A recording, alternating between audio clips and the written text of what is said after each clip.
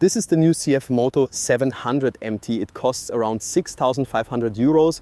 In Germany, 6,500 Swiss francs in Switzerland and 7,500 euros in Austria. But what exactly do you get for that money and what does this bike have to do with the beluga whale? You'll find out in this video.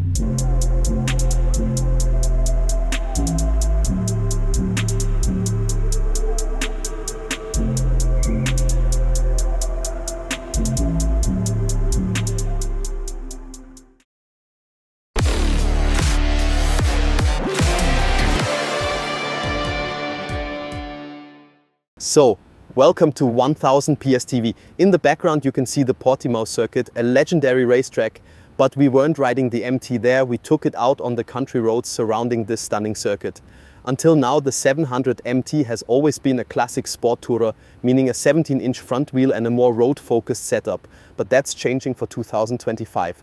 What we have here is a crossover adventure tourer with a 19-inch front wheel pushing more towards an adventure-oriented direction.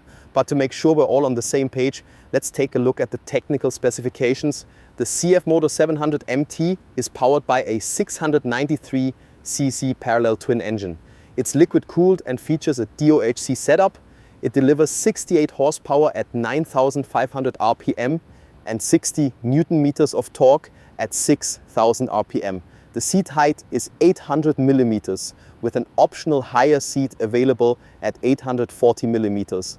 The weight comes in at 240 kilograms and the fuel tank holds 20 liters. The suspension consists of a fully adjustable 43 millimeter upside down fork and a rear shock adjustable for rebound and preload. Suspension travel is 150 millimeters at the front and 148 millimeters at the rear.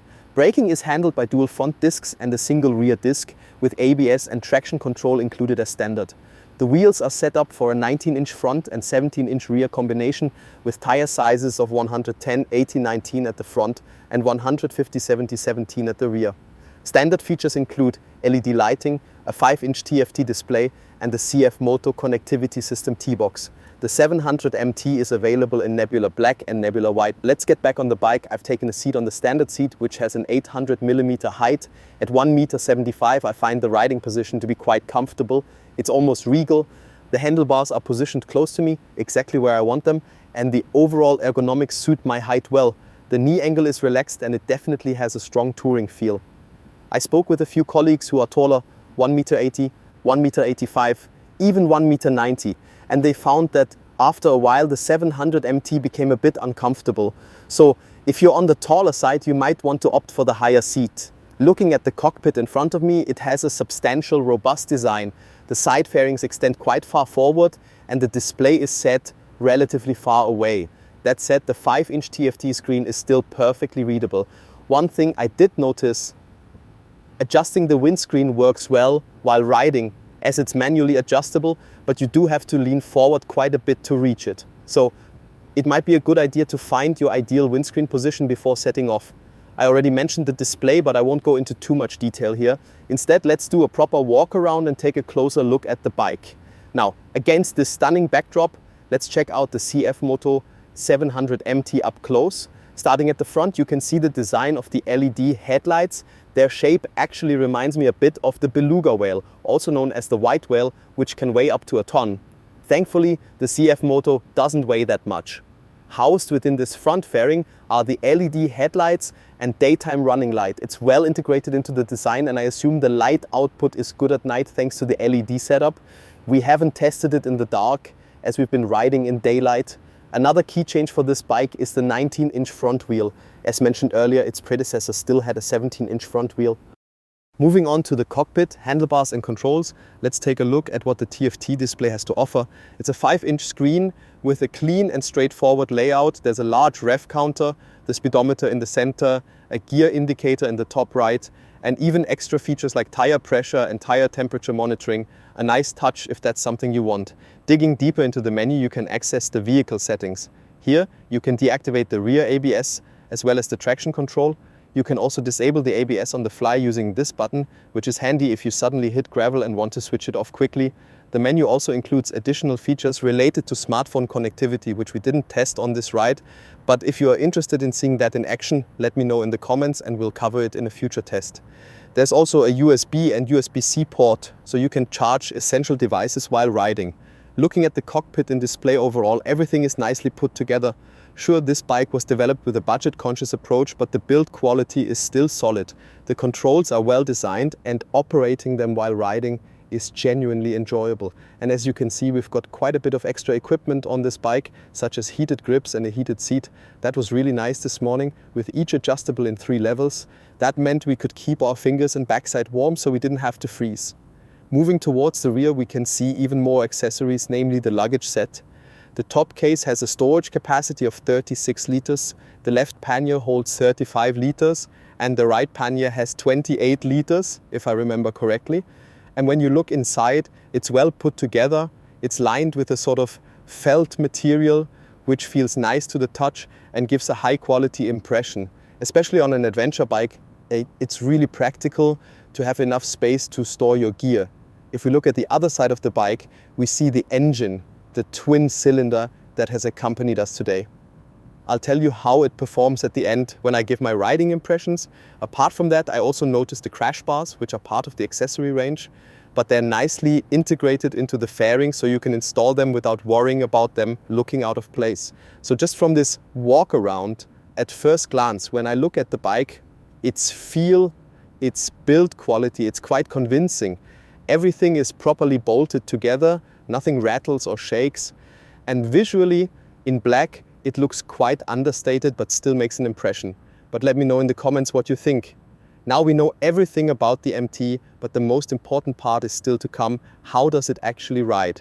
Today we covered just under 200 kilometers on country roads, a bit of off-road and some motorway, which gave us a proper feel for the bike. Let's start with the engine, a pure twin cylinder and a classic one at that. It pulls cleanly across the entire rev range. No extreme peaks, no noticeable weak points in power delivery. It just moves along nicely. 68 horsepower for a ready-to-ride weight of 240 kilograms sounded quite underwhelming on paper.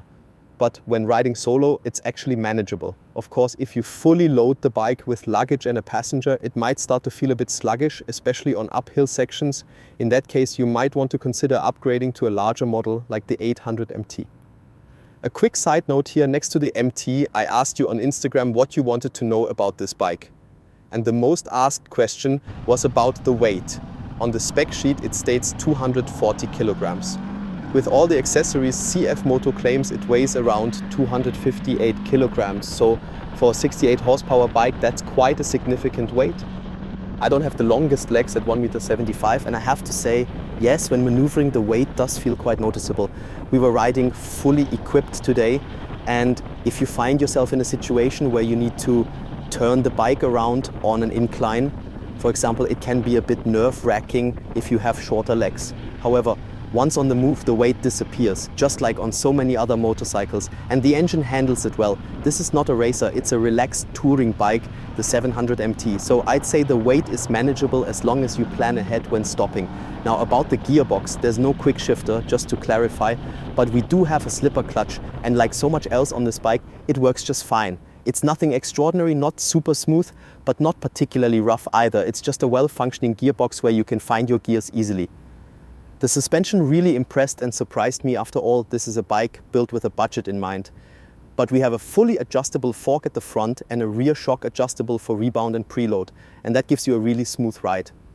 We encountered a lot of poor road surfaces today, but the suspension absorbed them well, allowing us to cruise comfortably. Of course, when you pick up speed, fast corners with bumps, you do notice that the plush setup takes away a bit of sportiness, but on this kind of bike, I think sportiness isn't really the priority. It's much more about relaxed riding. Speaking of relaxed riding, let's talk about the brakes.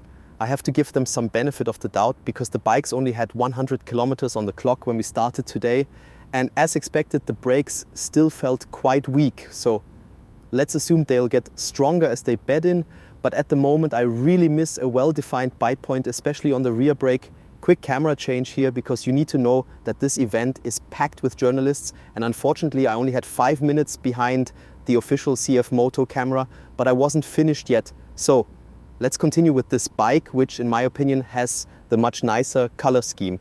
This blue and white combination, classic CF Moto colors, along with the golden rims, looks absolutely stunning.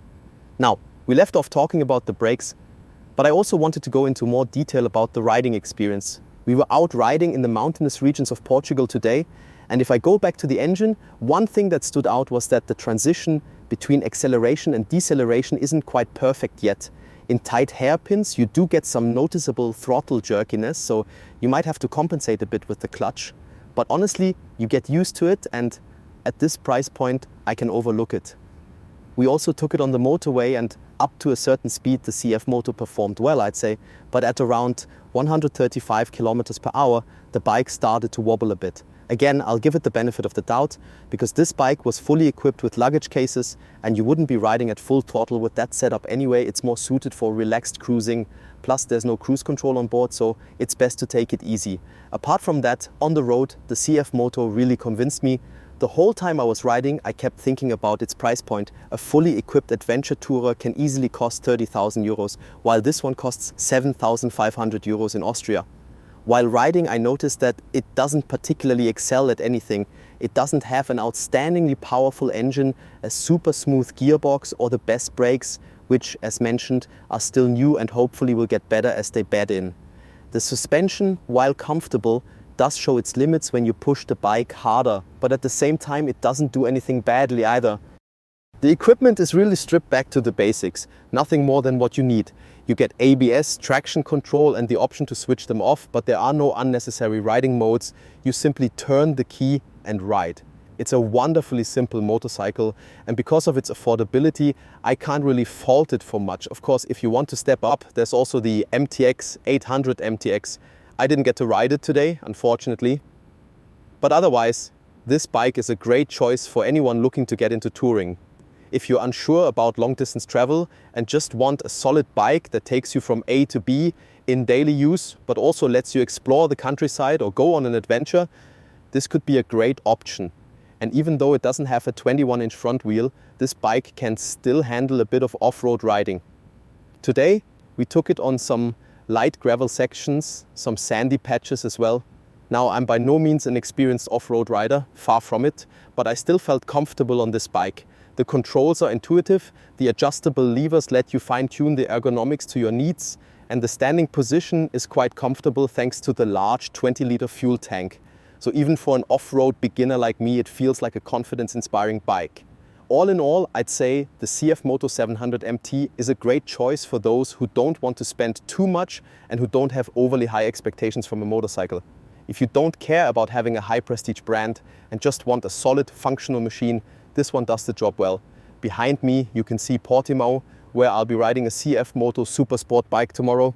And of course there's also the 800 MTX, which I didn't have time to test today, but we'll definitely get to that later in the season. Thanks a lot for watching, and I hope you enjoyed this video on the CF Moto 700 MT. See you again soon, take care and goodbye.